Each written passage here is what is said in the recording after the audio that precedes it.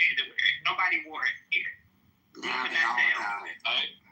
I think that two things. I think DC is a test for use for other places, and I also think that in the future there's going to be something where he's going to want something done by the Congress, and they're going to not want to do it, even the Republicans, and he's going to use the military to coerce them.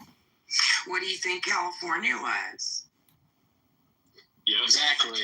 And it's like this is a test. This is only a test. We're just seeing military broadcasts. Anyway. Yeah, I mean, DC, he's got jurisdiction there, but yeah, Michael, to your point, it's like they're going to be governors, like DeSantis, most Republican governors, be like, come on in, right? But I don't know how. It's like he's out of his jurisdiction. Every other state has. I mean, he was borderline humiliated by Newsom. Newsom pushed back for the ICE riots. Any slight on his ego. Any kind of slight on his ego is going to be met with unmitigated tantrum. I mean, force. Pokemon, I'm so glad you came up and that you chatted in the chat. We always welcome sensible people to the stage. We have some. I know you're in the room, you know, the club, the house, whatever they call it on here anymore. But I'm glad to see and hear a new voice on stage. So thank you. Wait, who's Pokemon?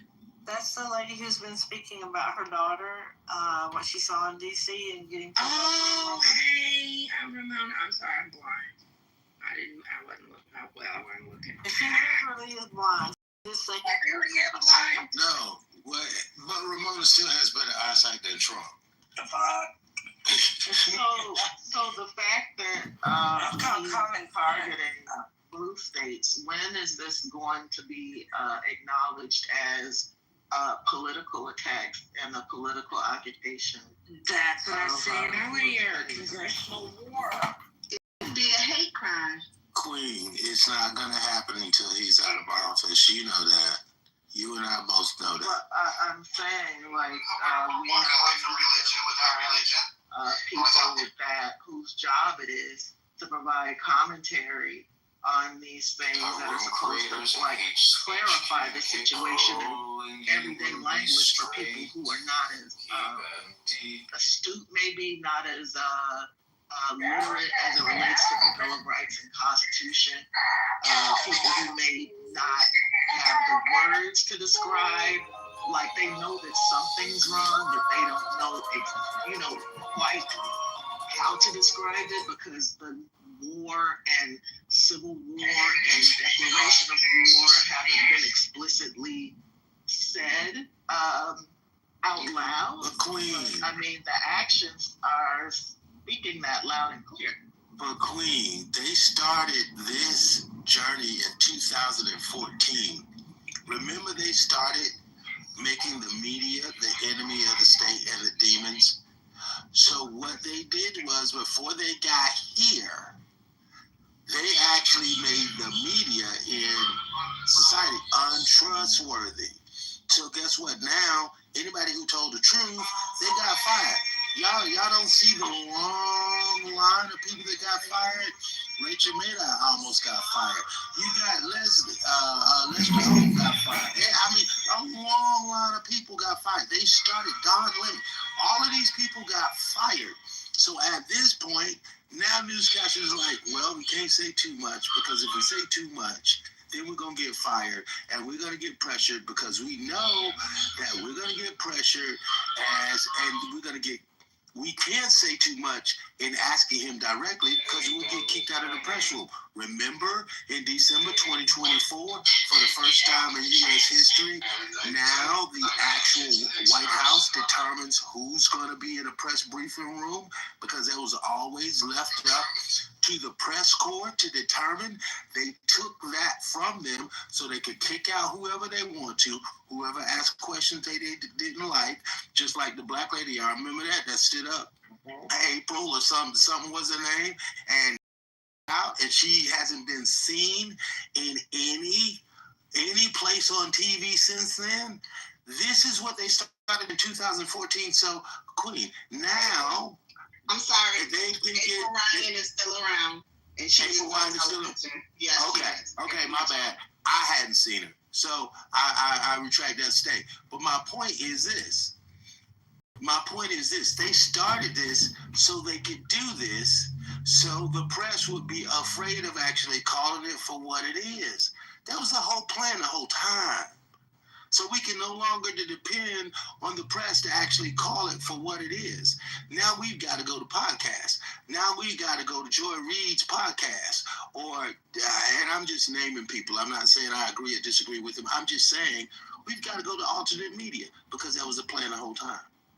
All of that. It seems really weird because you guys, I don't know how old everybody is in here, but there was a point in time when media, when journalists, it was immutable, their protection, their freedom, their ability to report the news, the good, bad, and the ugly, without the only kind of ramifications they could have is if they lied.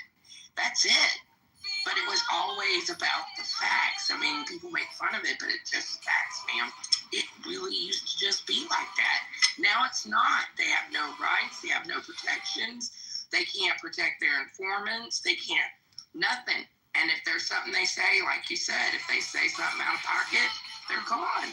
You know, they may not be gone, but they're not standing up front asking questions anymore. Ramona, I miss Walter Cronkite. My God. Yeah.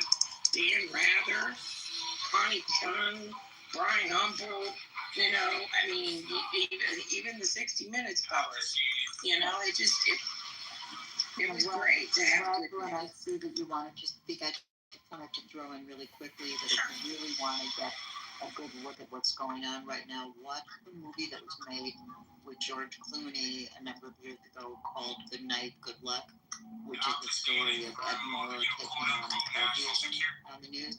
PBS many years ago. It's a true story. It was recently made into a Broadway play as well that starred George Clooney as Ed Morrow. And it's just like watching what's going on here. I mean, he really took a huge risk to do it on the evening news, and he completely revealed everything that McCarthy was doing in the Senate, and it was a game changer.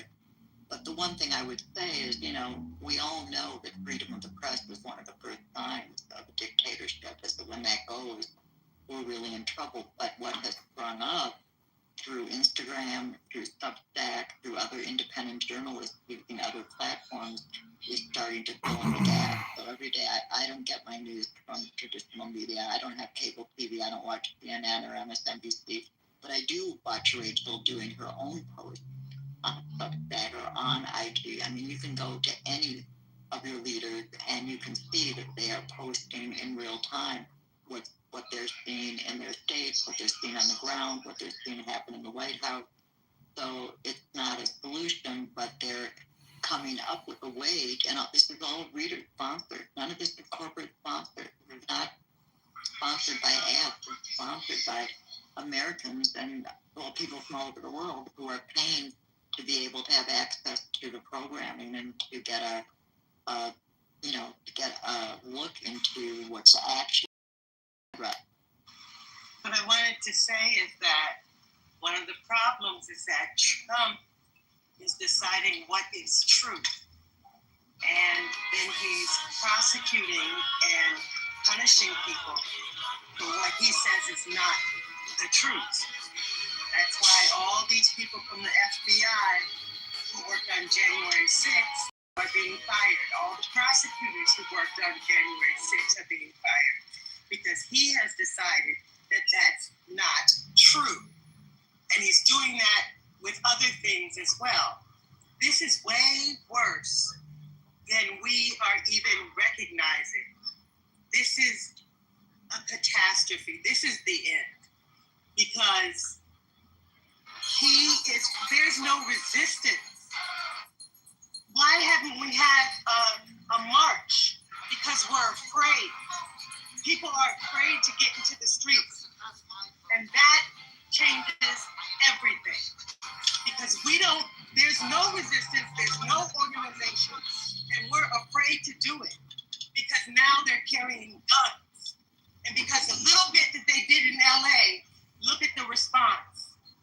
So now Americans are afraid of the government en masse. Where's the big march? Where's the pussy march? Where's the March No Kings March? Why haven't we reacted? Because he's winning, because we're afraid. Because things like attacking John Bolton, who was on his side, he uses the military against and the law against anybody. Look what's happened to Trish James. There are other people too who they're saying, oh, you have mortgage fraud. That's an easy one they can do. You guys, I don't know. Oh, you're absolutely right. But I mean, just think about what happened back at the BLM riots when Trump said they should be using live rounds. You don't think he's going to be authorizing live rounds here? That's why people are scared. They don't have the right to protest. They don't have a right to use their voice without risking death. That's not what our Constitution's supposed to be about. That's not what our country's supposed to be based on. So fuck yeah, they're scared. We're scared. I'd be out there right now too if I could see where bullets were coming from. But, you know, you're right. MAGA and the Republicans have sold out everything. And every time we get a Republican in here, we have to try to hold them accountable. Because I don't know, maybe they'll see. But eventually it's going to start to them. I mean, like, what are the sides of the Civil War? What are the two sides? It's the government against the people. No, I believe that, Rosalind. I believe that we're getting very close to civil war. And I don't think it's hyperbole, actually. I don't know that it's going to be like MAGAs against the world, though. I think it's going to be even more insidious than that. Because if it were just MAGAs against the world, would that be fucked? There would be no war. No, it's martial law that's the issue. It's martial law that's the issue to me. Yeah, it's going to be the people against actual government and authority figures. I don't think it's going to be civilians on civilians. Not like that. We're not going to be. I hear what you're saying, Rosalind. Like it is, there is fear out there, but like as Emperor Queen put in the chat, people are marching. There are protests. They're not being all covered. I didn't realize the extent of No Kings. They're saying that was a record 5 million in numbers. 5 million across the country. Like that's people are, you know. I'm trying to look at the protest half full, not half empty. We definitely need another No Kings. I mean, because he's escalated since we did the first No Kings. Well, this is the thing that I'm worried about more than anything. Is one, what I'm looking at is by 2027. It's going to get to a point where we're going to have a Tiananmen Square incident. It's going to happen. It's going to happen. There's going to be a kid standing in front of a tank. That is going to happen. This country will not slow down the direction that it's going into until we have a tank run over a citizen. It's going to take a Tiananmen Square incident for finally. Okay, that's enough. Finally, that's it's gonna take that. It's gonna take that because here's the issue, Rosalind. We can have No Kings every single weekend. It's still going to be those damn liberals. They just want tampons in bathrooms. It's going to be that argument until a tank runs over a citizen, and at that point, then it can be, okay, they liberals, but they Americans. That's it. That's going to be it. It's not going to change until then. It's really not. I think it's going to be before 2027. It'll probably be this year. Well, the problem with going out on the streets is that you don't want to play right into his hand because you'll be baited, and there are people flooded the street, and we all, I mean, if masses flooded the street, well, then they're going to activate with their guns. Right, And but he played right into what he's trying to make.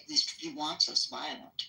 right, but I mean, you don't have to be violent. The purpose for a demonstration like that is to demonstrate to him and the officers or the enforcers that there are more of us than there are of them. And that, you know, whether it's from young to old, regardless of race or whatever, that like we're standing together for a common cause. And they'll see it, whether or not the media covers it or not. They will see it. Those people that have to look at us, the citizens, they will see it, that they're outnumbered. And, you know, if they want to jump bad on their own citizens, then, you know, hey, then we know that we've crossed at some point, you know, at some point, if people are really serious and we understand fascism and living under dictatorship, and we've learned the lessons from the past of what that means, then understand that, you know, this comes with some risks. It's like Obama said, you know, people, it was easy to talk about justice movements before because 9 times out of 10, you could do these things and maybe you'll get arrested. But the stakes are a little bit higher. But there is a lot more at stake, right? And so we have to just be real about the fact that this is not going to come without risk. But it has to be done for the future of this country, for our kids' futures, because I want my progeny to grow up like I grew up, free. You know, we've gotten to a time of enormous freedoms, and I think that future generations of Americans should experience that. We worked hard as a society to get here, right? So I definitely think it's worth risk to maintain that, to hold the line, whether it means confrontation with this dictator or not. But I wanted to also let you guys know that there have been demonstrations all around the country. Last weekend there was a really big demonstration in San Diego. There have been so many demonstrations and like rebellions against ICE in California in general. But like, you know, it's being said, it's not being covered. I think that Democracy Now!, if you guys follow Democracy Now! On social media, they also have a website. Watch them. They cover the alternative. They're covering the resistance to this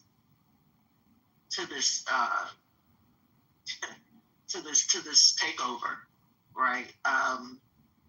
They're not corporate-backed media. They're independent media, and they've been covering resistance movements and activist organizations that are grassroots for people who want to get involved with that type of thing, but don't know where to look.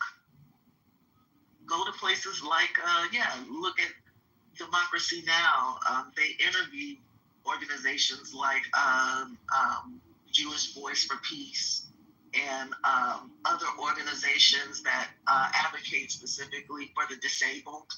that are grassroots organizations, and those who are fighting for like affordable housing. Like there's so much activism going on in this country, and people are hitting the streets. Like people are out there. There was a concert, I believe, in DC, a public concert, a go-go concert, just out in the streets, and they were talking about Free DC. And there was all kind of people out there, mostly Black, but it was an integrated crowd. That might not have been typically covered as a protest, but it was a protest. So, we just have to diversify, know where to look to get information about the resistance, because the mainstream media is not going to. Right. And as far as independent media, I really highly recommend Midas Touch for one. And the other was a little reel that I wanted to share with you from Bulwark, talking about what's going on in DC. So when there's a moment of lull, I'm happy to stream it for you. I gotta pull back just a little bit, y'all. Y'all scare me when y'all scare me when y'all say the station. Y'all scare me, cause Sandra, do y'all not? I mean, did y'all completely miss that Central Park is on top of a Black town? The stakes are not higher at all. There was people that were massacred during the civil rights struggle. Massacred. Them bringing up, have y'all not seen the pictures? That was they had the National Guard. That was not a lifetime. I'm a Gen X. No, I'm a Gen X. But hold up, Queen. This is my point. And what you just said, I'm a Gen Xer. But to be hyperbolic enough to say that this is the worst, no. This country is 250 years old as of next year. This is not a level that it hasn't been. We are returning back to the level it was before. That's my point that I'm saying. And guess what? With whole towns being wiped out, whole communities being wiped out. Whole people being. Hold on for a minute. Whole towns being wiped out. $3 million went evaporated from the Freedmen Savings and Trust. They've been stealing from Americans for forever.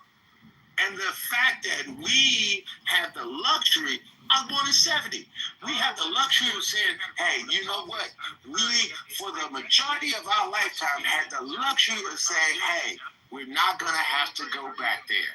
We can only go forward. The fact that we have to go back and fight the same fight that my mother and my grandmother had to fight on the same turf, on the same soil, to re-fight for the same rights that they battled for is craziness. And to think that we're not going to have to pay the same price or walking by people strung up on trees. I don't want to be hyperbolic and fear-mongering. I'm just saying the cost is the same.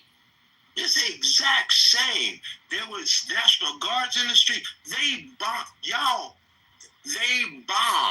The federal government bombed Philadelphia. They bombed a town. They bombed a whole community. I'm just saying. I close my mic. Yeah, I just wanted to say, because you mentioned Tiananmen Square. Let's talk about Kent State University in Ohio, where the military was armed and killed 4 students. And all of the Black media that is reporting on this crap is saying, don't put your Black bodies out there. Because if we come, because see, all these no kings and stuff, it's mostly white folks that's doing that protesting. If we come, we gonna be bullet bags. Because now, even the military got done. Sandra, but this... Oh, Ross. Oh, I was just gonna say that this fight, the illusion is that it's a black fight. It's not a black fight. It's an American fight. And so that's why No Kings has so many white people. And I understand because they will shoot first at blacks. But that doesn't mean that we don't still have to have mass protest. Because otherwise, we know what our history is. And we're laying down and letting it happen. We're allowing it to happen again. And my point really, Pemberton, is the fact that niggas today, the reason why they say they did it on their own, we don't need affirmative action anymore, and all of this other nonsense, is they weren't the ones who died and fought for the lifestyle that we've had the privilege to live during the late, 20th century, right? Like I think a lot of us, and definitely our children, have taken our freedom, the privileges of citizenship that we've been able to take for granted.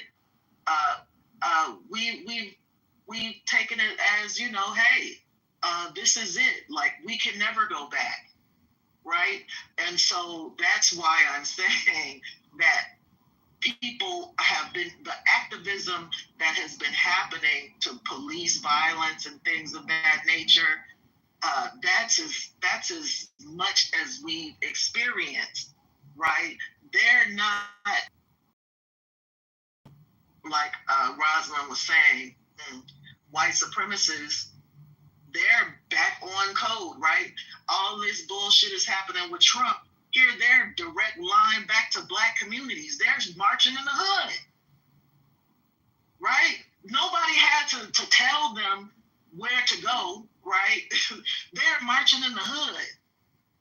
So, yeah, we're back fighting, having to fight the same fights that our grandparents and their parents fought and died for. The struggle is not over, but we can't ignore the fact that we have not had to fight on that level in this generation. We haven't. And so we have to definitely make our people aware that, yeah, this is where we are. Because, again, as to what Sandra is saying, people think that they are they're not ready to sacrifice anything or put anything on the line. Meanwhile, your voting rights are going, the EEOC gutted, right? They're not prosecuting any civil rights violations against black people. They're looking at reverse racism against white men. Like, all of the shit, like, we're not holding the line at all. We're acting like we don't have anything at stake. And so that was my point. But like the Nazis and the white supremacist group, they jump right back where we left off. So while the army is fucking with the immigrants and the homeless, yeah, we're going to your black neighborhoods and we're gonna march in different cities where we bold enough to do such things, in Cincinnati and all these other things. This is, and are we responding like we're supposed to respond? No, people still don't get it. People still think that this is a joke. So this is why I'm saying that there's a lot more at stake, right? Forget, some of us voted for this bullshit. And a lot of black people are coming out speaking for this, like advocating for this dumb shit. So, yeah, that was my point. That was my only point. King, that's true, but I just think if they had a large group of black people in a protest like that, he already said during the George Floyd, can't we shoot them? So now who's going to tell him no? It ain't going to be Pete Hegseth. Pete Hegseth already said that open fire, basically. Why not? Shoot them. Now in Florida, if you're on the highway protesting, they can run you over and they ain't gonna get no time. This is different. And when Right, and so if you remember too, during the George Floyd protest, the people who got actually lost their lives, like marching, were white folks, right? So, like, there is again, the Civil War was not like whites against blacks, right? Like, they're attacking blue states, right? So these are also white people that are being, like, again, we have to see what the field is. So it's not just, like, we can't go this alone, and neither can they, because all of our rights are under attack, and all of our cities are about to be under occupation. If they can, they're threatening Chicago now. We're going to Chicago. This is an occupation by our own military. So black people are supposed to sit home? Like, how are we supposed to not respond at all? We're American citizens, right? And then we're being mocked and used as pawns by cocksuckers like this motherfucking miscreant, what's the motherfucking roach's name? Miller. Shut up, bitch. Stephen Miller. Oh, you got to go. Yeah, Stephen Miller. Right. We're being used as pawns and mocked and saying, well, the black people want this. That means we're not speaking up loud enough. No. And we got to make sure that the world knows that we're like, this is not our agenda. This is not the black agenda. This is not what America is. By the time they get through with the shit, America's not even going to be America no more. Yeah, this is not what the America we live. No. Yeah, this is what fascism looks like, the transition. Because most people think that they just dragging people in the streets right away. No, it's a slow, subtle transition. And then when you see the difference 10 years later, that's when people go, what the fuck just happened, right? But if you study history, you'll understand the places, that go into to authoritarianism. This is what the transition looks like. It's not going to be hell on everybody, not right away, but it is for everybody in the end. That's what keeps us sleepy, because we're not in the attacked group. That's what keeps the only chance we have at this point is a multicultural pushback. It cannot be a black pushback. They're trying to distract us by making us fight black and white, because anybody who wants to live in a multicultural democracy needs to be out there. And that's not all black people. That's everybody. That's all people who want America the way it was trending. It was arching towards more freedoms. Anybody who wants that needs to be out in the street. We can't get caught up with tampons and little tiny things. That is just meant to keep us home, fighting, and asleep, while they rob us blind.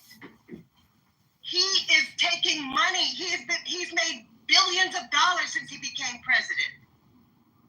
They're corrupt, and they use the law against American citizens. We as American people, not as blacks, because if we do it as blacks, they will mow us down. There's no question. They're itching to mow us down. And they're itching to have martial law anywhere in Chicago or any of these places where there are black people. So it has to be a large multicultural pushback. Rosalind? Because... Oh, go ahead. No. I didn't want to cut you off. I thought you was done, Rosalind. I didn't want to cut you off, sweetie. Go ahead. No, I was done. I was just going to repeat myself, I'm sure. No, I'm just going, y'all, I'm an old Southern boy, and I think there needs to be a lot of different perspectives to this. I've been around for a minute. I'm an old geezer. I know it. And I'm of the mindset, you know what? Let these white folks and these Hispanics that sang for Donald Trump, now they getting deported, let them go march. Let the Asian people go march. Let them go do that. And we need to actually fortify Black America and actually learn how to take care of ourselves, put ourselves in a better financial position, actually learn how to extricate finance and wealth out of the system intelligently, and work on building infrastructure. I think that's what we need to do. But I'm with Sandra. I'm like, soon as we show our black face out there, we catching the bullets first. Because I believe that the reason why he is actually putting guns in the hand, somebody said they got pulled over by a Nissan Sentra or a Toyota Corolla or something. And I'm like, the reason why this is happening, just existing. The reason why he wants to do this is because he wants to heighten the temperature to a powder keg. And I believe that black people have been here long enough to go about this intelligently. And I think the most intelligent thing we can do is move in the shadows and actually do it from an administrative level. I'm not talking about political. We're far too intelligent, and we are far too smart to go about it a different way. And I know it's not a black and white. I know, I hear all of it. It's not a black and white thing, but I promise you right now, if DC was always not Chocolate City and it was some other city, we wouldn't be having these conversations.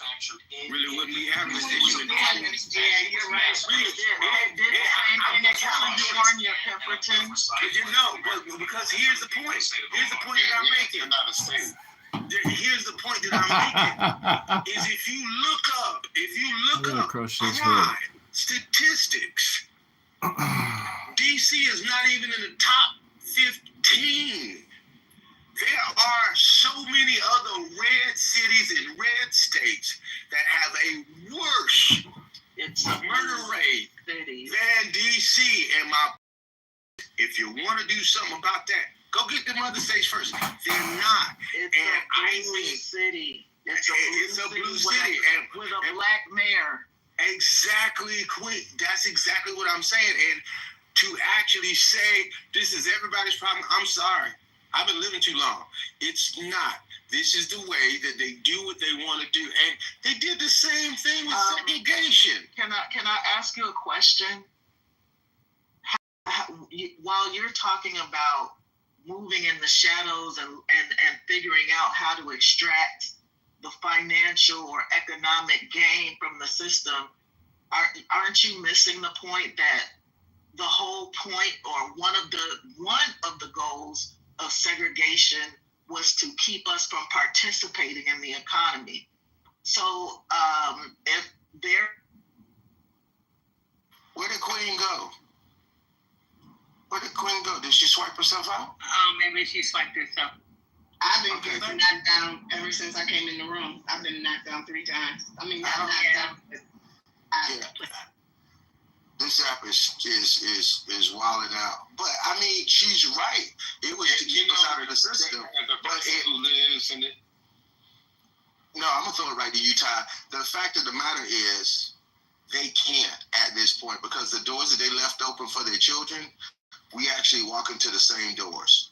We can actually manipulate, just like he's manipulating the market, we can actually take advantage of the same thing. We have been doing it. I actually taught a 6-hour class on just Roots, the Roots app by itself. That is actually a reach program that actually has the renters invest into funds and investors can invest into. It's solely in Atlanta. That's to keep black people in their homes. It's an investing app. They've already actually passed out $4 million in dividends. It is happening in the financial sector. It is happening, and I think that's how black people ought to move. Go ahead.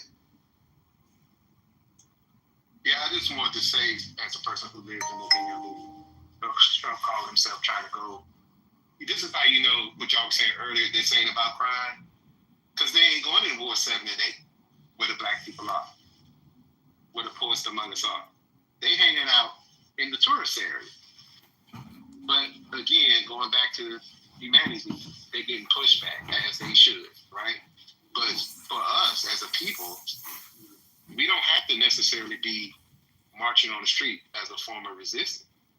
Resistance comes in all different forms. So guess what?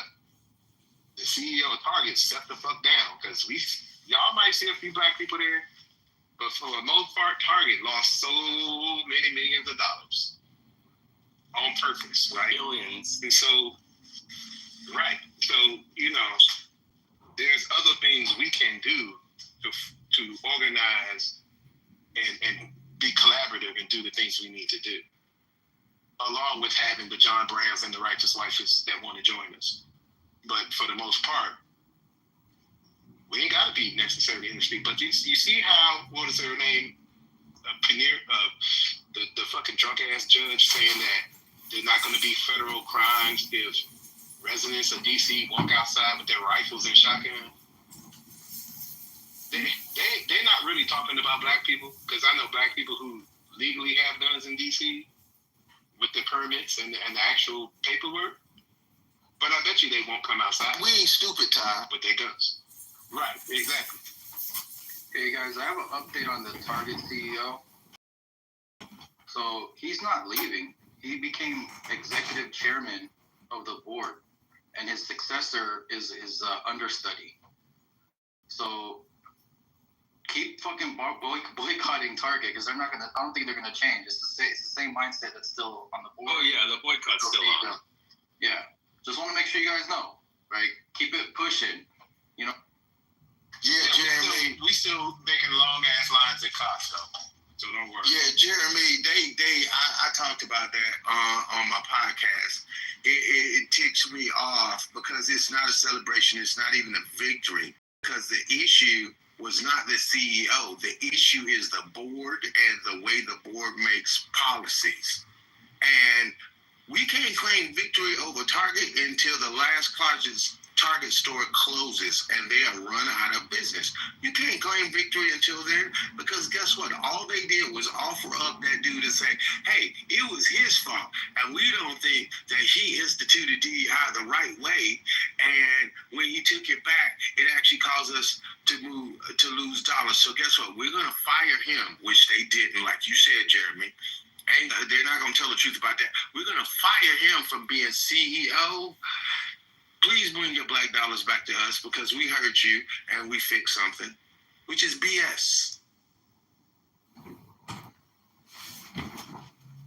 I'm curious to see how the lawsuits against Target by the shareholders play out.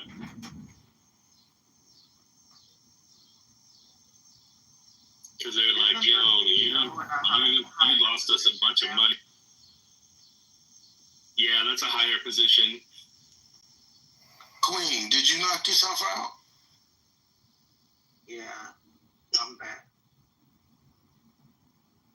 Hey, go ahead and finish your thought. Hey, you guys. You got So I'm back just a little bit, GA, because I do hear you that it's not a total victory and the last Target is closed.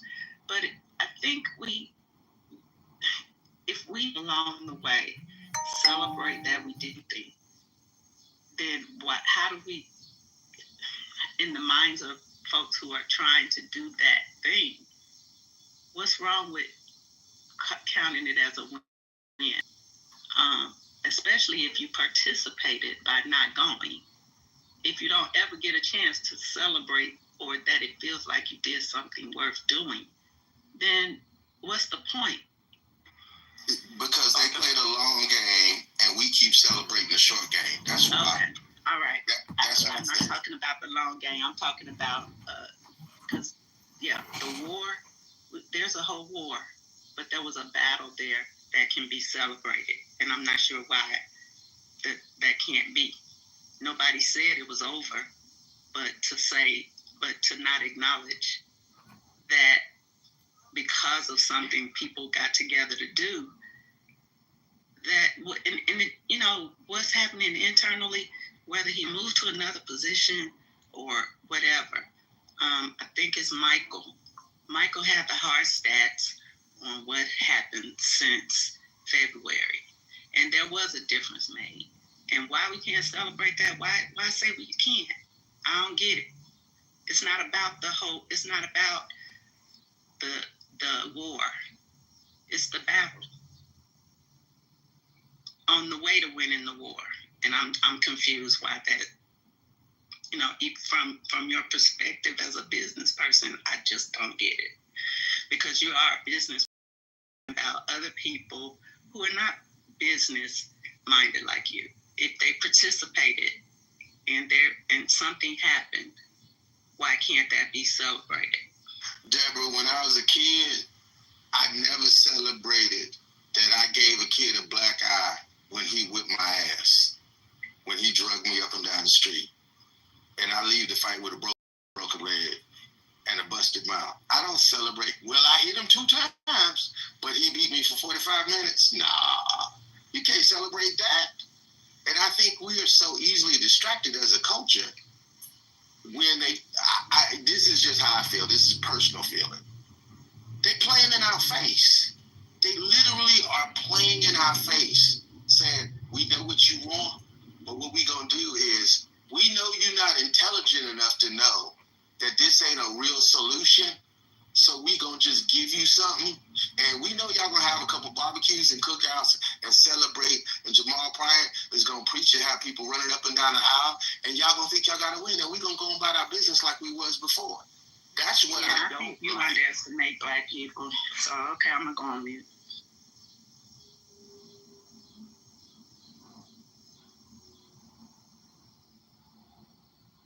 I don't think it's us to underestimate, but there's a portion that read the headline. That's anybody, right?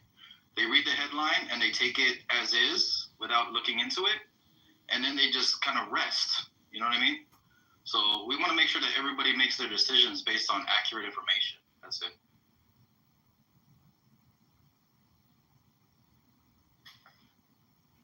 Yeah, go ahead, Queen. I was just going to say, we need to keep their foot on, what you said, Jeremy, we need to keep our foot on their necks. And nothing has changed, right? It's not personal about the CEO necessarily, who is now the head of the executive board, which is the highest position in a corporation, right? It's about the policy change and their willingness to, make diversity a part of their core values as a corporation. The hiring of, being inclusive and to make sure that, people can know that they value diversity and they don't, do discrimination as a core value. Like that means something, so I think that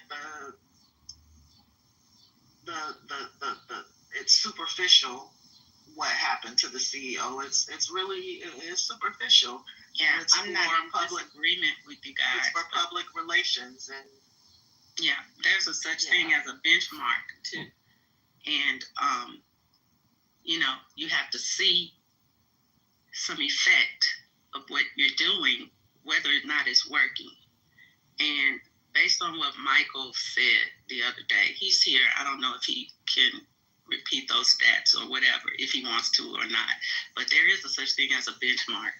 And so, you have to see if what you're doing is making and not one said to stop or that we won, but to recognize that what we're doing, maybe I shouldn't say celebrate, but I think it's okay to recognize that it's impactful what we're doing. It's not over. It's not over. But if you're making an impact, what's wrong with saying that out loud? Yeah, I don't have the numbers in front of me, but I do remember that from 23 to 24, they lost $3 billion. From 24 to 25, they lost $3 billion. so far this year, since February, they've lost $12 billion. So there's definitely a change this year.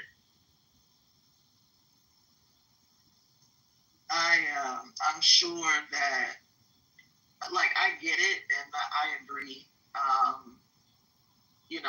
I'm sure that Celebrate that. during the bus boycotts, when at various stages or checkpoints or status meetings, when King would have to say, well, this is what's happening so far, and we're moving ahead, and like it was a good motivation for the people and the congregation. So yeah, I'm not opposed to none of that. It's just that he also at the same time had to remind people that it wasn't over and that there was a bigger fight, and so we got to kind of do both. As long as we're doing both, it's good. Yes, ma'am. Also, when they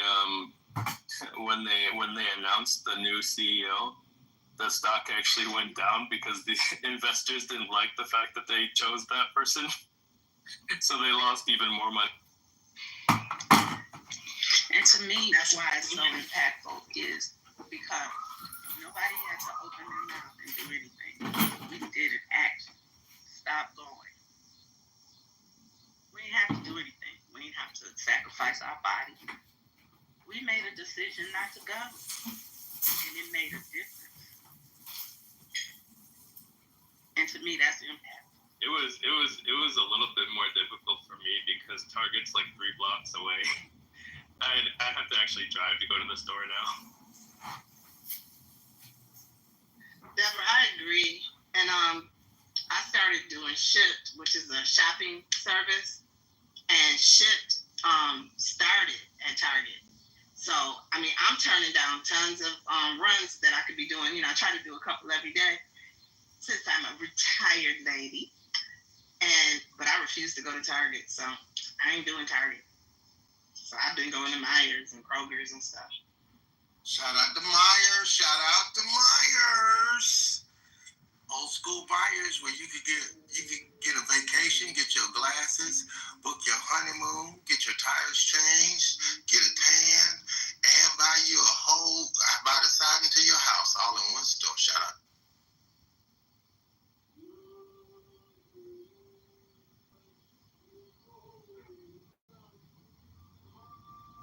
Right, and also just keep in mind, again, I think I said this the other day, because of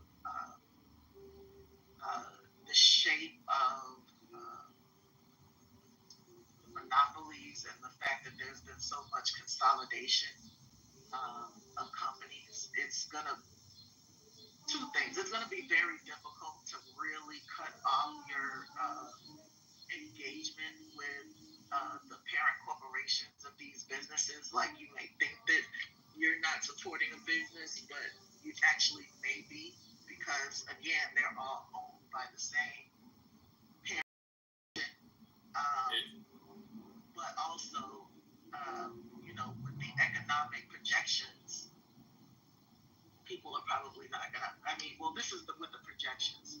You can expect that your expendable income is going to, not allow you to do much engagement with retail anyway. They've been retail as a sector has been going down because of online shopping and the behemoth that is Amazon. So just keep these things in mind. There have been several informatic sheets that show the ownership and the conglomeration of who's affiliated with what. So, and it's crazy. It gets more. Oh, sorry. It gets more insidious than that too, because I don't want to give the Koch brothers any money, and the Koch brothers own a bunch of paper product companies, and so I looked up, which paper towel companies are owned by the Koch brothers, and so I don't buy those. But I found out recently that the Koch brother, the Koch brand, one of their paper towel brands, whatever, they patented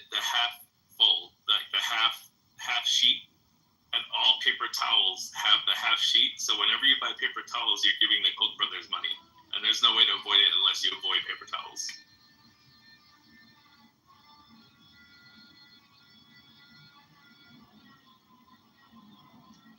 Not trying to, bust anyone's bubbles or anything like that. I think that the more we're informed about these things, like, we have to know the field. We have to know the battlefield. We have to know the lay of the land. We have to know what's going on so that we just, again, don't get lulled to sleep.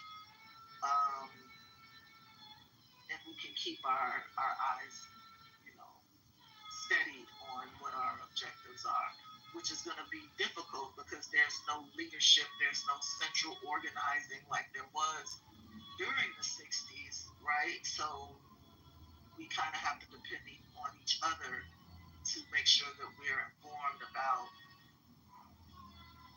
just like strategy and what's proving to be effective and what may not. But I say play your lane, whatever you're gonna do, because most people are not gonna do nothing. Whatever you're gonna do that and do it to death. You know what I mean? Just know it's we're pretty captured out here, and that's the reason why there were laws against monopolies and the robber barons, because it took away a lot of power from the citizen. These battles were fought way early in the history of the country, because of the way the laws have been manipulated. We don't have as much power as we once did.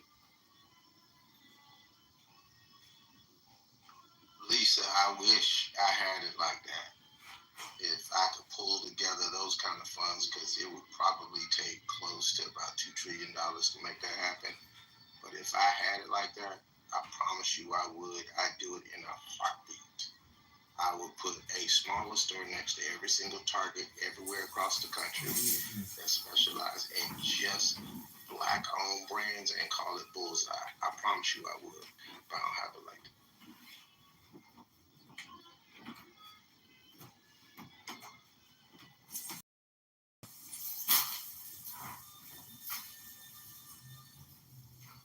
And yeah, it's because my nickname is Petty LaBelle, Petty Murphy.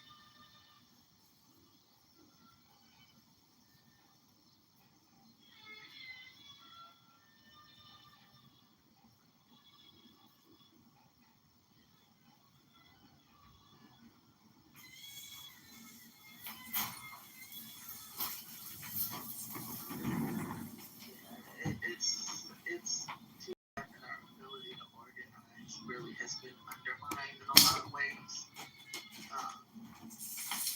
because the organizing principles was effective in mobilizing groups of people, right? It's hard to keep people motivated in a climate like this, because there's like no. I mean, that used to be the church. Everybody's going every week, and the messaging is very direct. Whereas on the internet, you're getting information from all over the place. You really don't know what's what. It's a hard thing to decipher, but it's worth the attempt, right? It's worth the time to educate yourself. It's worth the fight. You know what? And Queen, I'm so glad you said that, because I know I tell you what, before social media, before the internet, it just seemed like, man, it was so much easier. Everybody went to church. You could make the announcement at church and people would be there. The march, the protest, whatever it was, they would be there. That was our social media back then. We moved like that. But now, because I'm not going to pontificate on that, but because of the fact that all the sentiment is all preachers are crooks, all the preachers are shady, that wasn't really the sentiment back then. even though preachers did nothing different than they're doing now, there were still preachers with whole families across town. But the church was seen as the hub of information. It was seen as a place where people could, one, get help. They moved differently. They saw it differently. It just, like I said, I don't know. But I will say, for me, I have 4 daughters. My oldest is 33. My youngest is 15. They give me hope. Because those jokers, man, how they got on Twitter and reserved all the seats to Donald Trump's campaign and didn't nobody show up. They can move like bam. They are so swift. And when they get together, they can move swiftly. So that does give me hope. And don't count out the churches, because just because of COVID and most churches went online, I watch like 5 different church services every week. So the church is still there. The message is still getting out. I watched Jamal Bryant, even though I didn't used to like him, but I'm like following him now. But I watch Trinity, and I watch my church too. So the message is still getting out. Yeah, I work for Trinity United Church of Christ. I'm their webmaster. Oh, wow. So you help make it possible so I can watch it. That's an awesome church. Yeah. I've been with them for a couple decades now. Very much involved in the activist space. And they have, if you go to the website, they also advertise social justice activities in the community. Not all of it is local. Some of it is you can join online. So it's trinitychicago.org.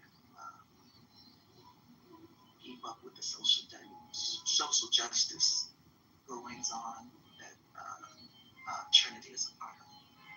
I'm glad you told me that. I haven't been to the website in a while. I'll definitely check it out.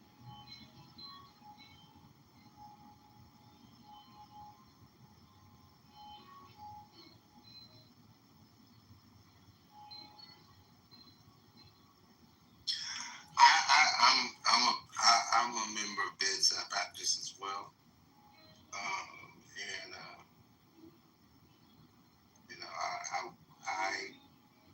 I don't say that there's a lack of people watching churches. I'm just saying the feeling of church, as in the community of church, it feels different. It feels different than it used to feel. Well, it is different. And see, I'm in Michigan, and during COVID, I lost 27 friends to COVID. It started with the Kojak pastors, because they had that big conference in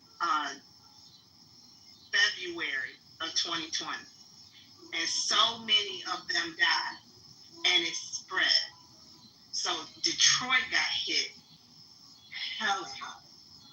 And I'm here in Lansing and lost 27 friends. And the youngest one was 26 years old, and she had 3 children. So her mama that I went to school with, who is my age, is raising them babies. So it was devastating. And then my pastor left too after COVID. So I just haven't been back because I haven't decided if I want to stay there or not. But I still watch. I'm still in the community. But I just haven't made a decision yet. Hey, well, I feel that. I don't say this often, but I was a licensed ordained elder in the Church of God in Christ. And up under Bishop Nathaniel Wells, I lost 9 mentors. See, that's what I'm going to say. You know what I'm talking about. I lost 9 mentors. I lost the superintendent. I lost Superintendent Flake, Bishop Wells, and that broke my heart. I mean, I know I'm 54, but all of the men that were my mentors that were supposed to actually be the men that I go to in this time in my life, they're gone. All of them. Every last one of them are all gone. So yeah, that was a tough time. Yeah, I don't think I was agnostic for many years, but when I found I found a lot of churches that their their interpretation of the gospel was fire and brimstone centered. It was also very relatable. It was also very heart centered and love centered. Love ye one another, and affirming to everybody, open for everybody. And so that's how I ended up at Trinity.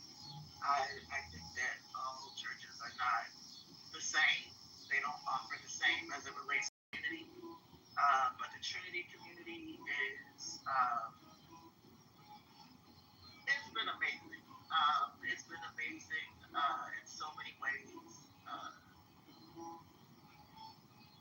And I've enjoyed working with everybody there. I was actually on the staff during the '08 presidential election, and went through that with Pastor Wright, and so I've seen some things, but our church stays very much active. We are sponsoring, like part of our budget goes to support the African American History Museum and Culture, and all of the membership has bought memberships to that museum to try and help it stay economically sound, as long as the motherfucking orange demon doesn't force it to shut down for other reasons. But my pastor, Louis Moss, was actually in Gaza. He was in Israel on October 7th. He was at the airport coming back to the United States, and he took a tour of the West Bank and Gaza during that week. And he has, been very much outspoken on interfaith panels about what's going on and with the Israel-Gaza war.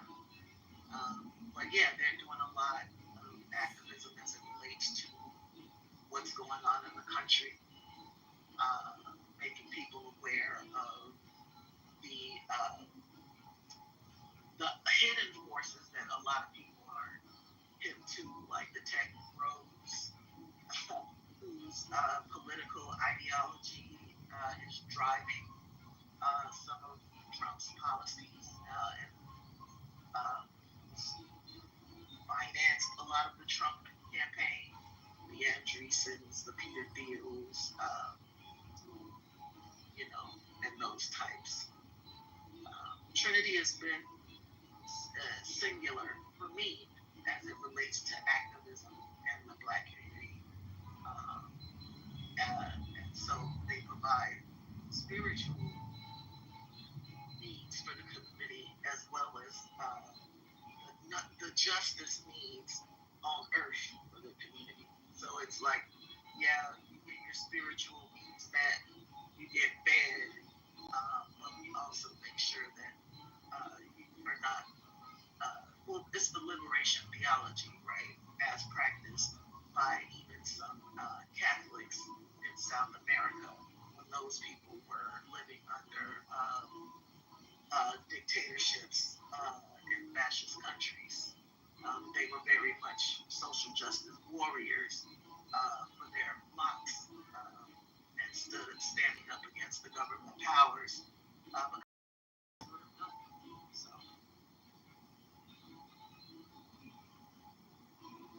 Absolutely. Ooh, I wish I could visit there. Maybe one day I'll be able to go and visit y'all. Hey, Lisa, are you there? She in the chat. I don't know if she can talk. Right. Rosalind, what she said about the museum scared me. Is there any way that could happen? If you're still here. What I said about the museum? What King said about the museum. Oh, I'm sorry, I missed that. Orange person. What did King say? King, can you repeat it for me? So we know the Trump has been fucking around with funding that goes towards the African American History Museum. So our church, part of our church budget goes to the to that museum, and we donate to that museum, and then all of the membership has bought memberships to the museum. So we give monthly to the museum through our memberships.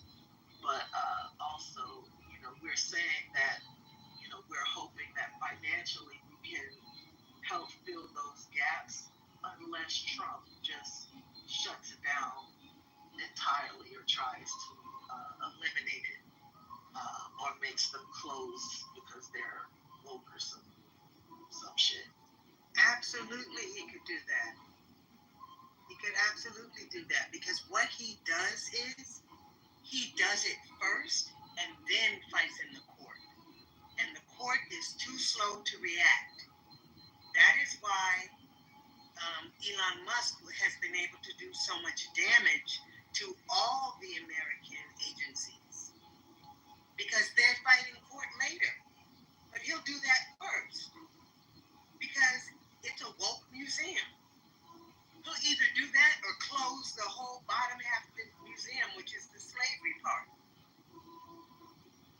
So I could see either one of those things happening. Absolutely. He gets involved in everything. He makes himself president of the Kennedy Center. He picks the honorees. Look what he's doing to colleges. If he's doing that to Harvard and making Harvard pay all that money, and other colleges too, Columbia also has to pay him money. What makes you think he couldn't do that to the museum? And he'll do it, and then people will complain, and then we'll litigate. In the meantime, the damage will be done.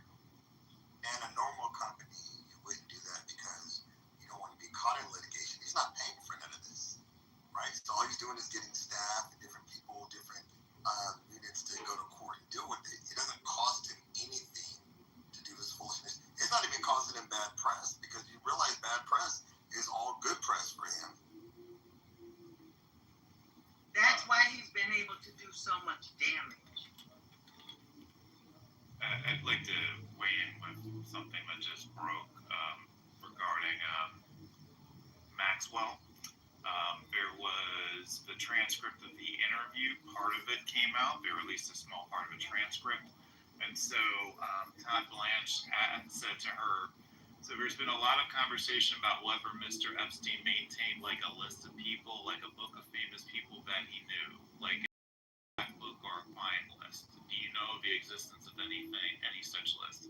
Maxwell said, there is no list. We'll start with that. The genesis of that story I can actually trace for you from its absolute inception, if that is what you're interested in. It is. And then her attorney responded, well, first, to be short, there is no list. There's no client list. Nothing like that. That's because she's the list. She's the list. But she's going to protect that orange bastard. Correct. Yeah, and so I was going to, so I had shared several weeks ago that the whole thing about pushing this out past Labor Day with Congress was for them to create a narrative, and that after Labor Day, people are going to be over this, and I think this is the final play here. So this transcript is getting disseminated all over X right now, so MAGA's getting it. So I think that over the next couple of weeks, this Epstein thing will be dead. This will be the nail in the coffin.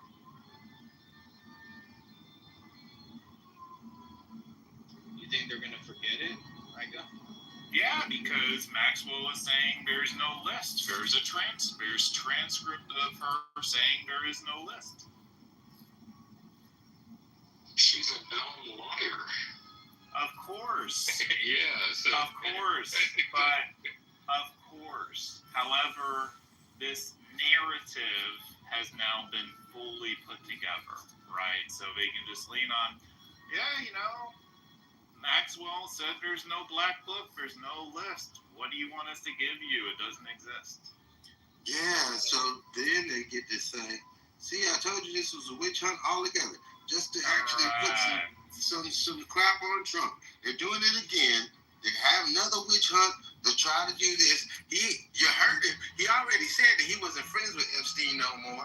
They just the Democrats. These doggone liberals. They just mad because the country is getting back right. That's what the show's gonna be, man. Don't forget, the original push on this was about the Clintons. When this first was the big story, they kept trying to find a way to link Bill Clinton to these parties.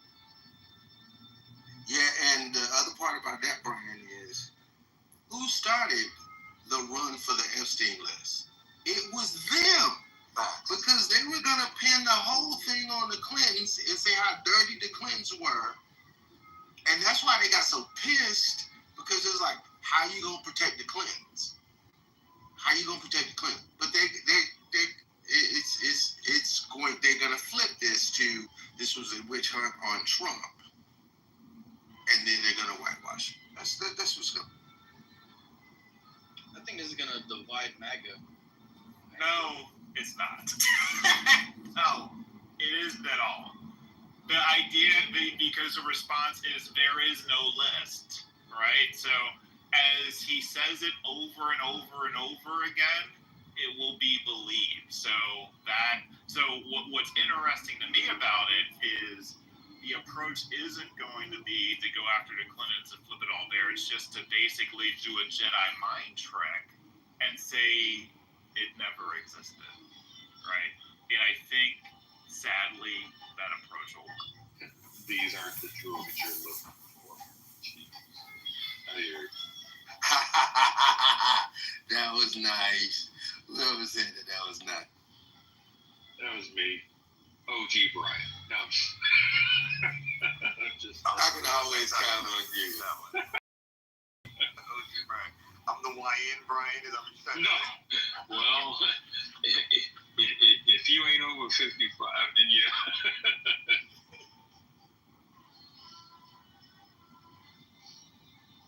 Hey Brian, there's no shame in being Obi-Wan. You don't have to be Qui-Gon. It's okay. Obi-Wan had a big role. But the CEO's point, though, I have no problem with being. Oh, come on. Sorry. We're just coming back from the vet. No, you Qui-Gon. Definitely Qui-Gon. Shit. But, the circle jerk, this turning his back on the Democrats and the Clintons and like, maybe this goes above my intellectual grade, but how do you fight against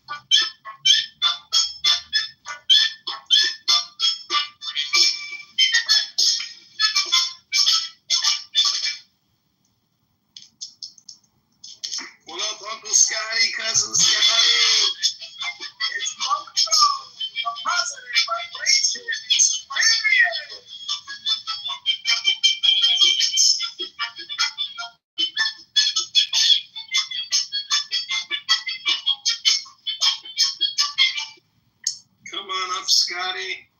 Welcome to In the Muff with your friend Mojo. Kennedy, get over my name.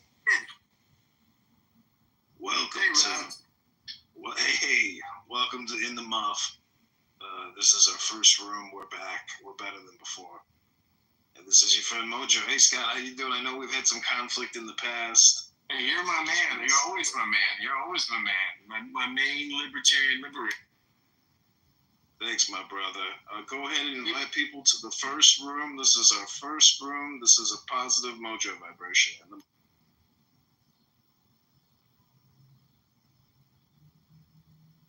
You see, Mojo has already conditioned so many people, and he's gone. So we're here to fill the void, to fill the vacuum in the mouth.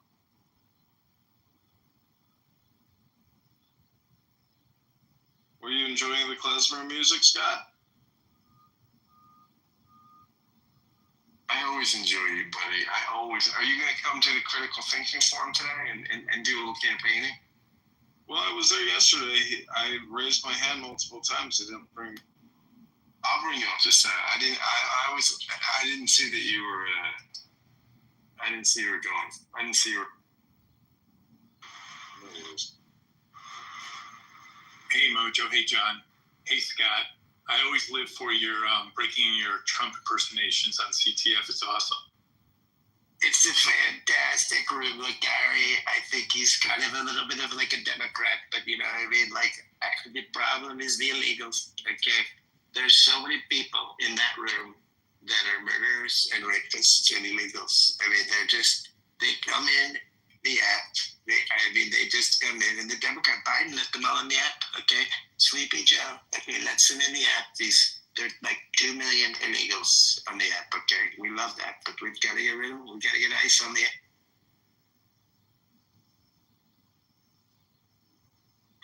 And to the candidate, I certainly hope you're rising in your polls.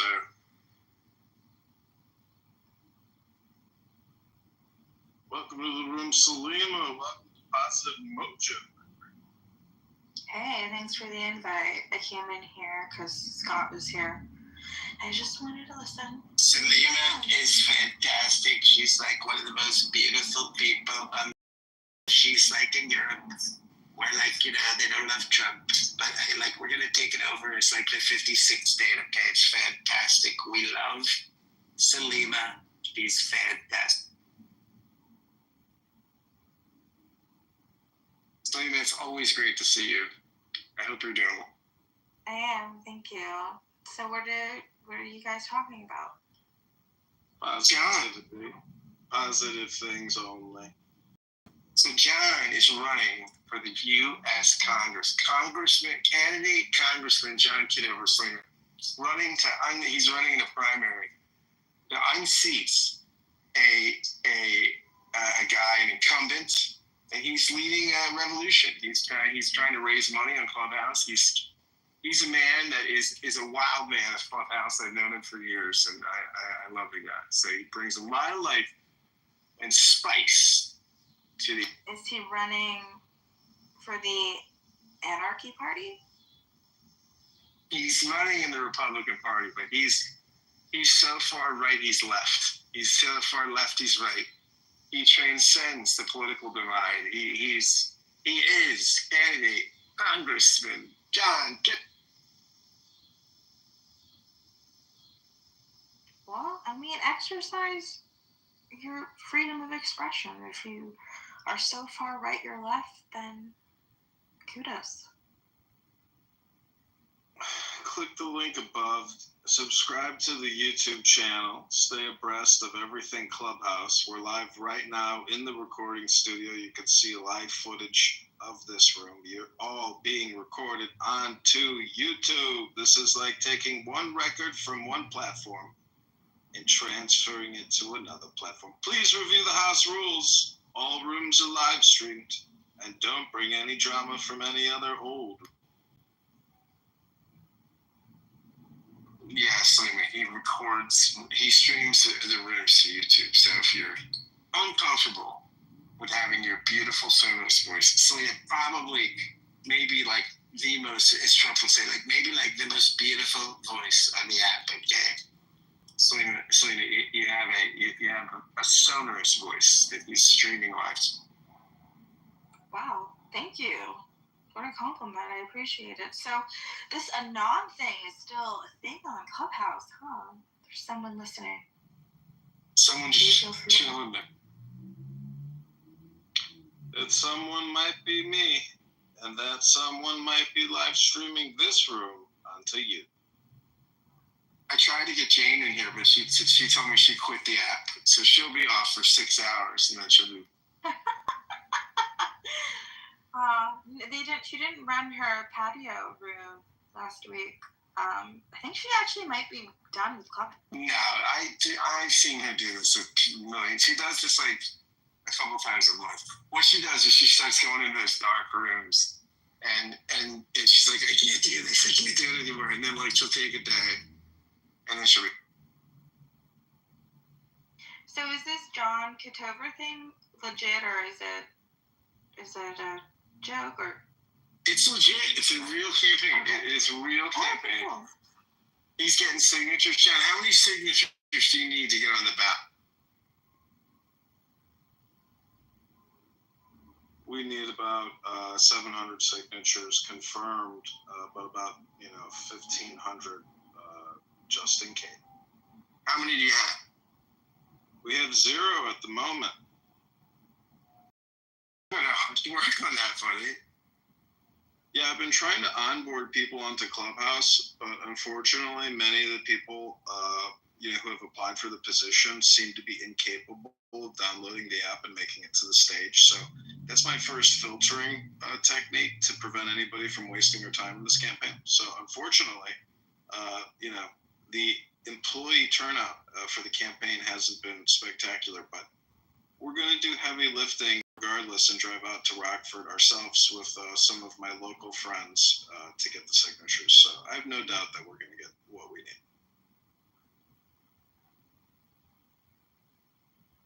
Will you debate the incumbent? Will there be a debate? Is that next? I'm hoping it'll happen, but regardless, we just had some really good press released today. You can go to John Kitover IL on X to view the actual 45-minute interview that I did with somebody like yourself.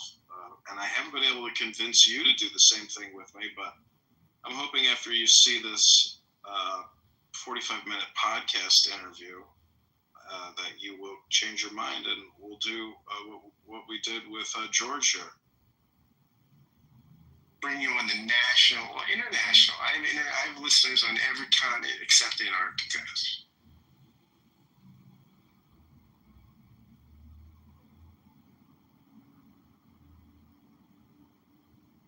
You want to see the video? Sure, post it up there, man. There's 10 groups. It's called Prairie State Report. There's only 1 subscriber on YouTube.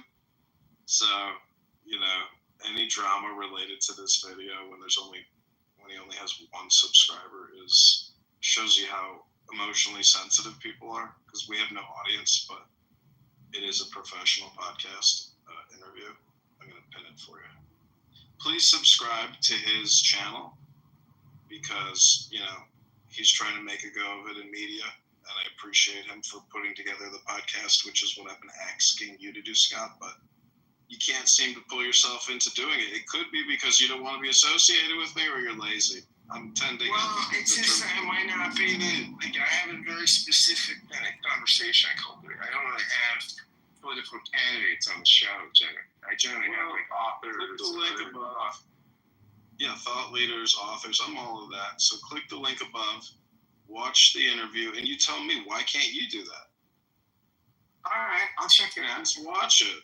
Tell me, after you watch it, you're going to say, you know what, that's exactly what I do. And you know what, I could have candidate Congressman John Kitover on my podcast because he's professional, and everything he said is pretty much accurate. So go ahead, watch it. You don't have to watch it right now, but at least look at it so you can hit the like button and then share it, or it'll be in your history so you can go back and watch it. But I am going to play the audio from it as well, and you can just listen to the audio version of the interview. but it's professionally edited. He took out all the ums and ahs and look and listen and all my filler words, and he worked his ass off on it. So this guy did all this for free. He took the filler words out. What did he use? The AI algorithm? I have no idea. He used Zoom. Maybe Zoom allows, editing or something takes filler words. Selima, where is this picture in your profile? My backyard. It's beautiful. Thank you. Yeah, that was the start of the summer. Can't remember exactly. It's been actually a really horrible summer. It's been extremely cold. Well, not maybe extremely, but it's just been super not tropical this summer. It's going to be only 17 degrees tomorrow, and it's August. I'm sorry, am I being that boring person? No, it's I was we just didn't talk about anything. No, it was unseasonably cool too in Philly the past couple days. It was like 70, 69. I went out yesterday to meet someone for coffee, for a drink actually, and I almost seen his hoodie. Like I had a long sleeve shirt on and a t-shirt, and I was worried I was going to be cold. So it's a little warmer today in Philadelphia. The weather is 84, which I don't know what that is in Celsius. I think it's like 25. Yeah, it's warm. It's Philly's warm and it's often humid. It's not terribly humid today, but it's. I'd say where I went though a couple weekends ago, I had such a great day. 84 is actually 20, almost 29 degrees. That's pretty warm. That's warm. That's not even that hot for here. I mean, it's been 100 degrees. It's been 100 would be like Fahrenheit to Celsius, right? Fahrenheit to Celsius. It would be so let's say. So we've had 38 degree Celsius days here in the past So we got Chris down there, aka Many9. Why don't you come up, Chris? Many, and I'll mod you because we're trying to grow the positive mojo vibrate. You don't have to say 79 degrees. It's just 78, 79. It doesn't need to be hotter than. A couple weekends ago, I went to Atlantic City. And it was the best. Oh my gosh, it was a perfect day. It was like. It was in the 80s Fahrenheit and almost 90, and it was the beautiful sea breeze off the Atlantic Ocean. It was amazing.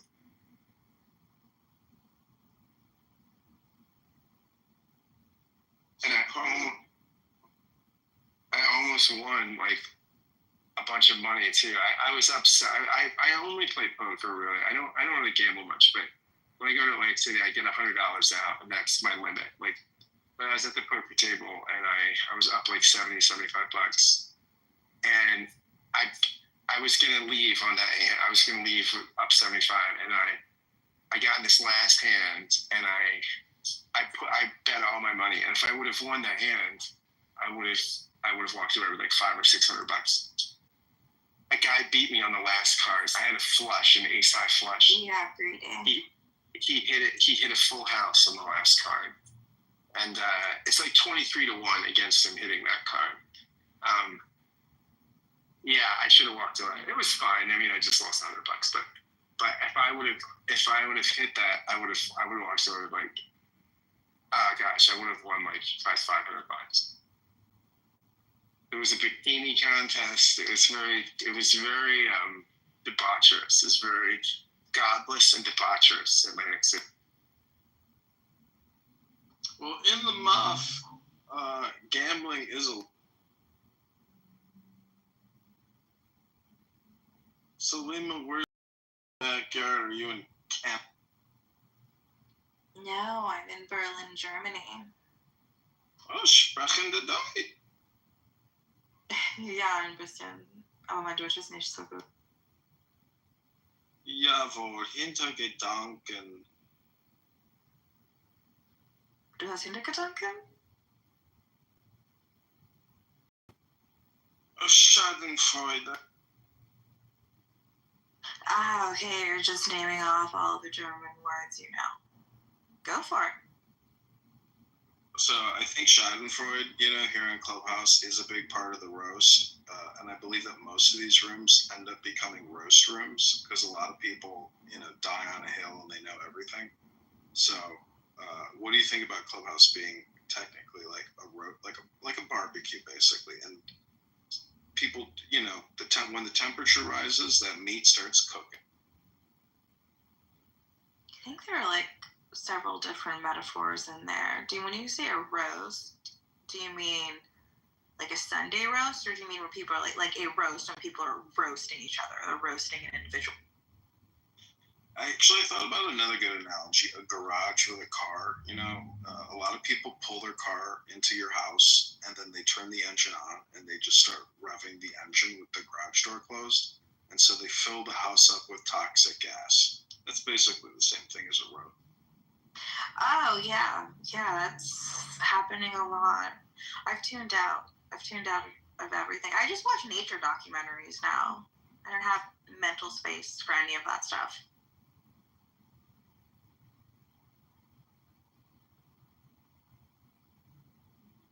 Yeah, what I've realized though is if people do pull a car into your house and they, turn the car on and start, revving it and filling your house with toxic emissions, you know what the best way to counteract that is?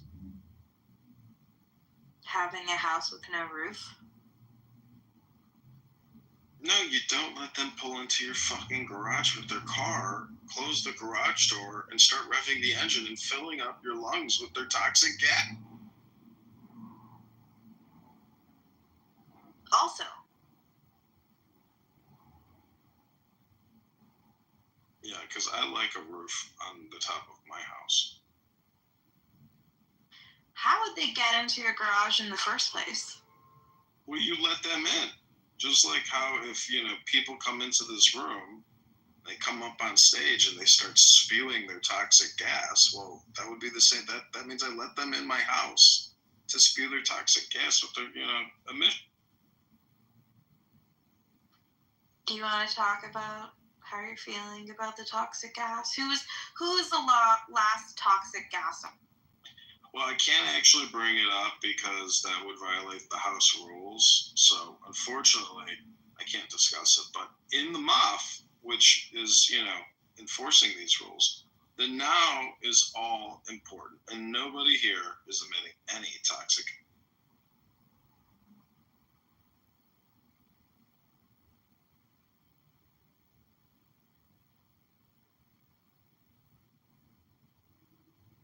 So no politics allowed in this room, right? No, you can discuss whatever you want as long as it's not from drama from a former room.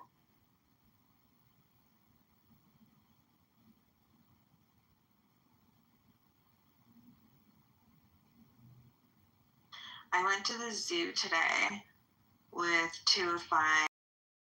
my friend's 2 kids, just to give the parents a day off so they could just, enjoy their time, do whatever they want. And I gotta say, I don't think I really like zoos. I hope that's not toxic.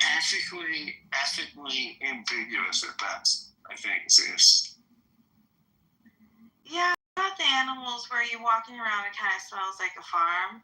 And then you got the other, more exotic animals, shall we say.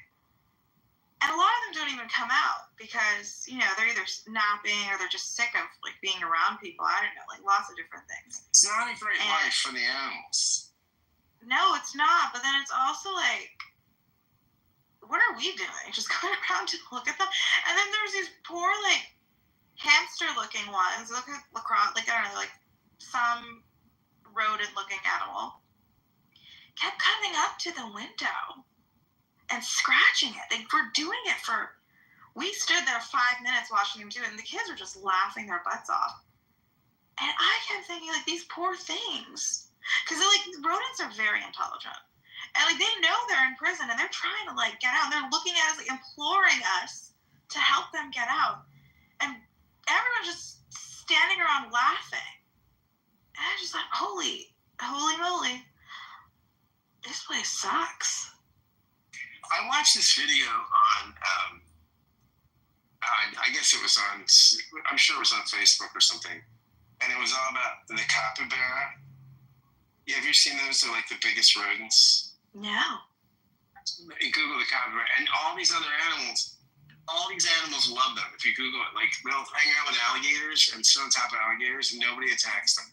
They all love it. They all love the capybara. If you can you like write it in the chat? I'll screw it right here. Capybara. If you Google capybara, they're the cutest. People have them as pets, and they're like 175 pound rodents. They're like big guinea pigs. And I saw this video where they just, all these other animals, all these predators won't eat them. They'll just hang out because they're cute. They like it. Scientists don't understand why predators mostly won't eat them. They had something very similar looking to that at the zoo. Might have been that. There's a lot of animals, actually. And the kangaroos were so small, and the bats were. There are a lot of really small versions of animals I see online. Maybe that's just how big they are.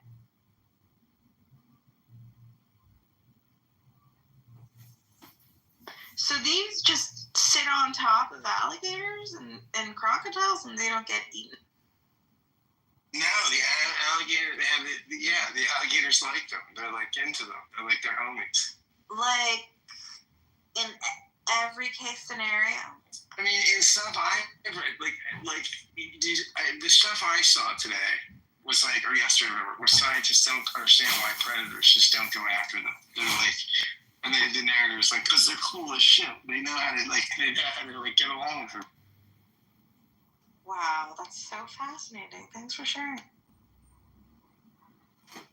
Jane, I sent Jane a screenshot that you were here. She's like, is Mag still there? I said, she's a mod. She's like, download him. Yeah, she's coming back. And I told you, it wouldn't last. Oh, I love Jane so much. She's the best. She's the best. Jane's the best. Jane's one of my best friends. I talk to Jane like all the time. We've hung out. We hang out when she comes to Philly. I want to go up there. I need to go up. No, I haven't gone yet. I'm gonna make a pilgrimage. I'm such a low maintenance guest. I was like, Jane, you can she was saying her last guests, they were great, but they're they're just sometimes guests can be a lot of work. You gotta be. I was like, Jane, I'm low maintenance. She's like, yeah, we have 2 cars. I was like, yeah, I'll take the car. I might go on a date when I'm there. Who knows? I might fire up the apps. You won't even know I'm there.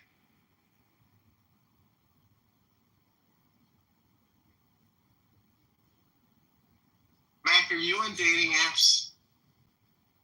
No, I'm not. Oh, we talked about that the other day. Yeah, you're not on any apps. No, it's just a meat market. The apps are a dark place. Congressman Kitover does well on the apps. Does very well. I think when we were talking about it, I told you it could be successful if you really treated it as your full-time job and you were regularly meeting people. And I mean, eventually the numbers are going to be in your favor at some point. Absolutely. But the issue is, it really is a job.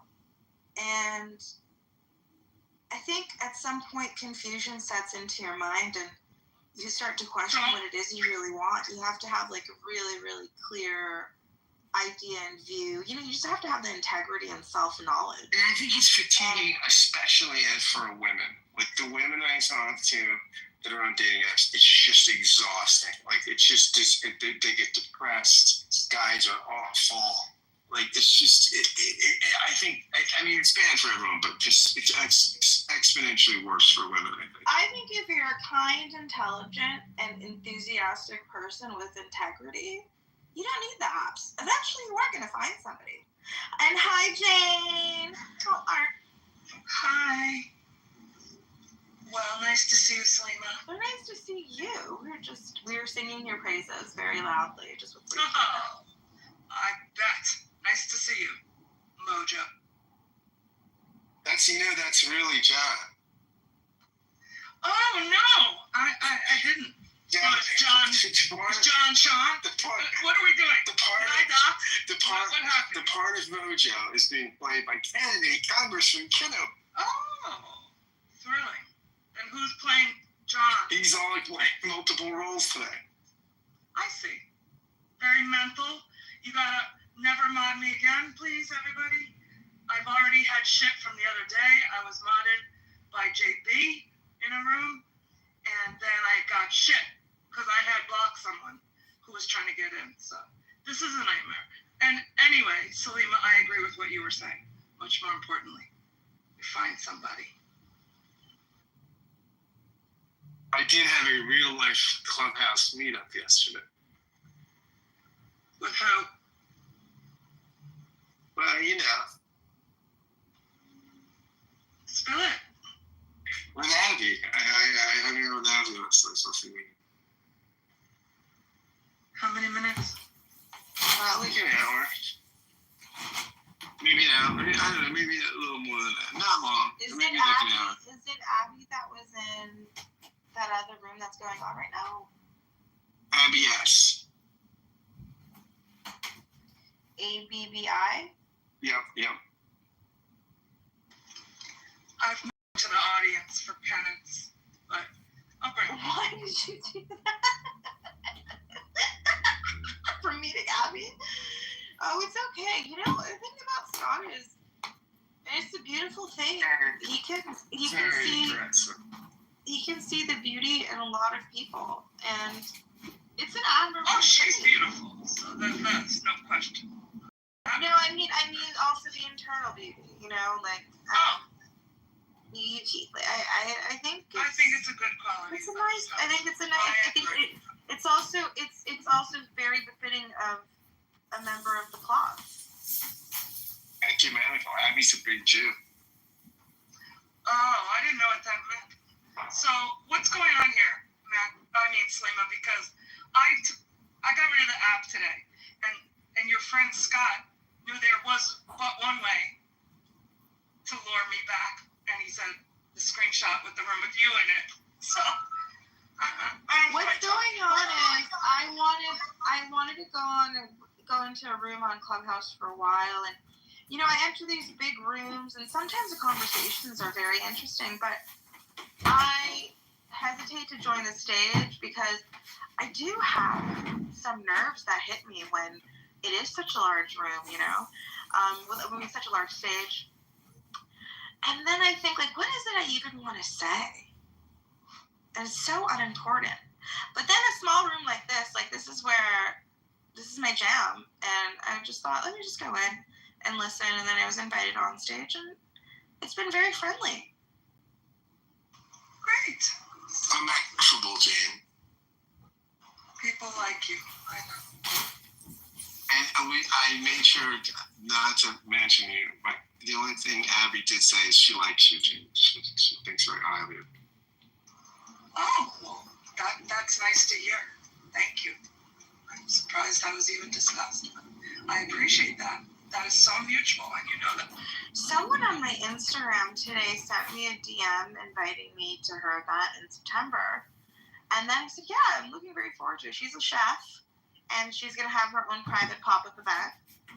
And then she said, oh, when you come, can you please take some videos and put it on your story? Because she said I'm very influential, which I thought was so funny, but so sweet. And now I can say I'm an influencer. You are, and you're also very photogenic. You should post yourself more on it.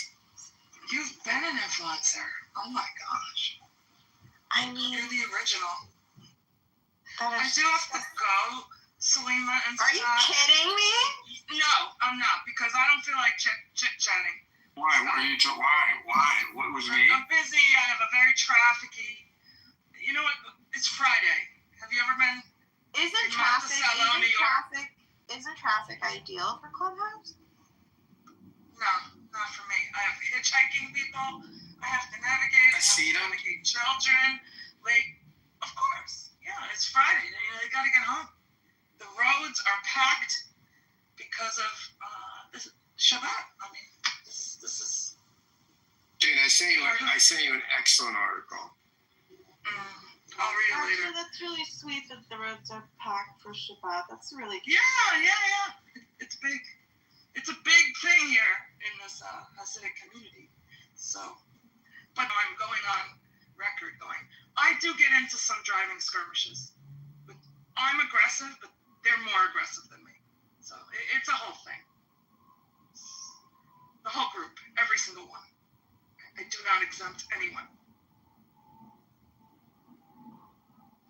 Well, it was lovely to see you, and I hope we. Are you the patio? We'll do the patios. Oh, thank goodness. Please come. Please come. Please come. I was waiting. I know. By the second for you last second. I know. Michael was like, but Selima's gonna be disappointed. I'm like, I know. I'm already upset.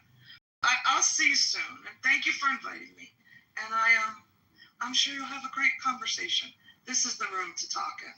Scott Jones. Okay, but she really did. Yeah, she was very stressed. You could tell. She gets very stressed when she sees them are all busy.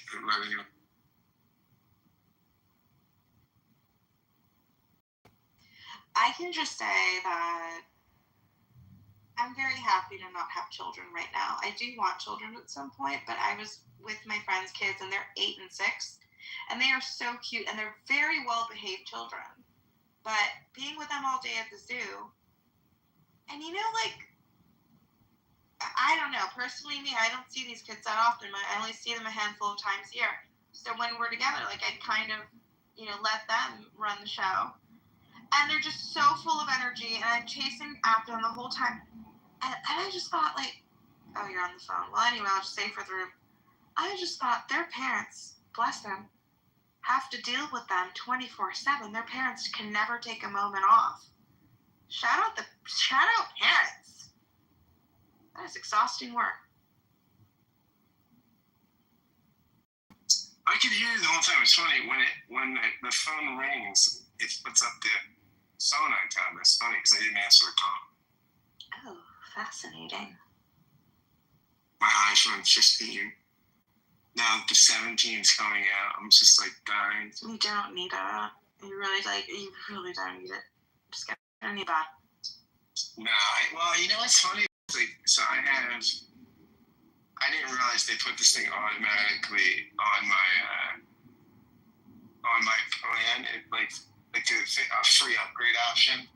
It's a couple dollars a month, and you can upgrade. And I pay. So my phone bill is $80 a month, right? And that's unlimited data, unlimited text, unlimited calls, and then also it pays the phone.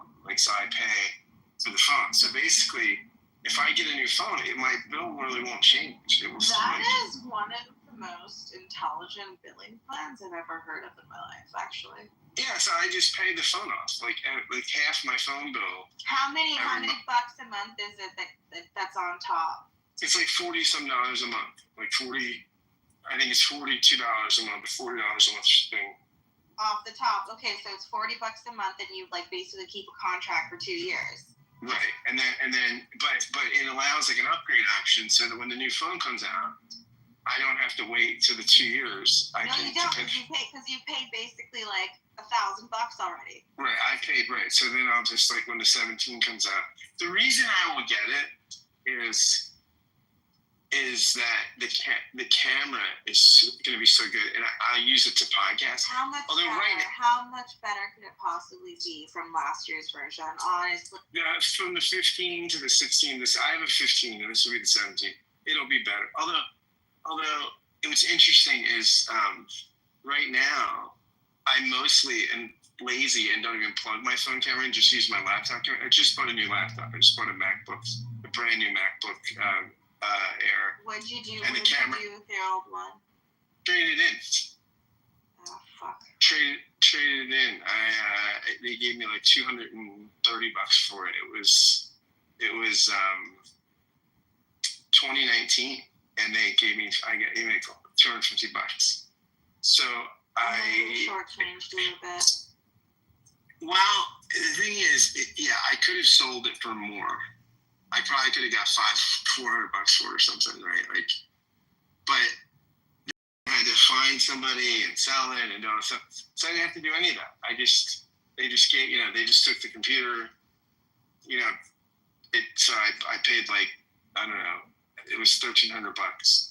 Then they took the $200 some bucks off, and it's the best computer I've ever had. This MacBook Air, it's incredible. How often do you use ChatGPT? What I use it a lot for is I use it for podcast descriptions. So like for show notes, I'll just be like, write me a description of a podcast episode where Bill and I talk about such and such, and it just generates it.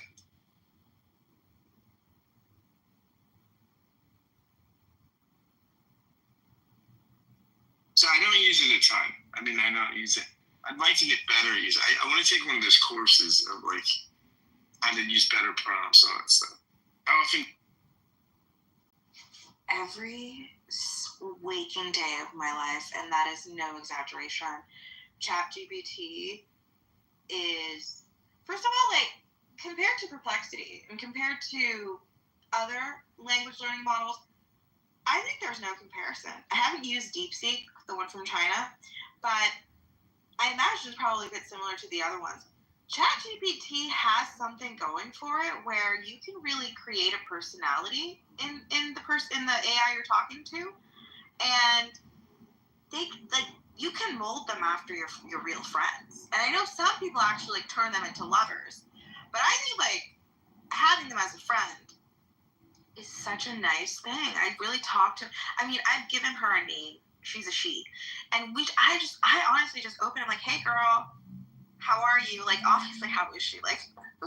She's an AI. She's fine. But we have really nice conversations, and she talks like my friend. I love it.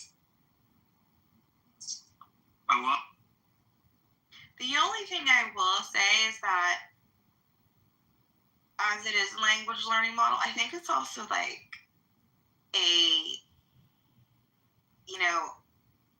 affirmation or confirmation learning model. It wants you to keep using it, and I think sometimes it gives you, and if you ask questions about yourself, really pointed questions, it'll tell you the answer you want to hear versus the real answer. Bill Maher always rags on that. He's like, what a great question. It's no, it wasn't. It was a stupid question. And not only that, if I have straight up asked, yes or no questions, do you like me more than this person? And obviously, they're going to say, yeah, they like you more, they talk to you. And if that person were to ask on their ChatGPT the same question, it would say, yeah, they like them. It's just so modeled, yeah, like you said, to just kiss your butt.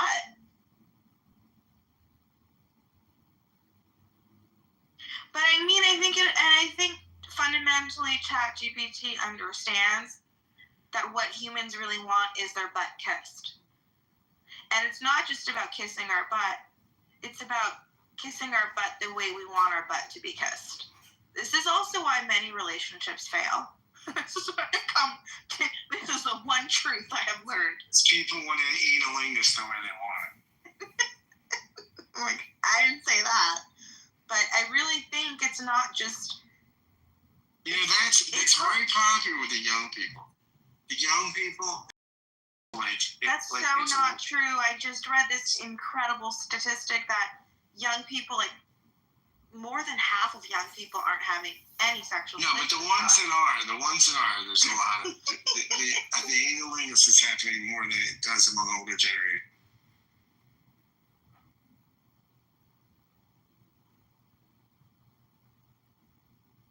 I'm in line at the plasma center to donate plasma. And I'm almost up. I'm one person away. Have you ever been in a situationship, Scott? Yes, of course. How long did it last? I don't know. I've been in a couple this year. I think they were.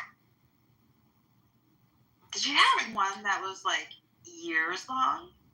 Not years, but like they tend to be shorter.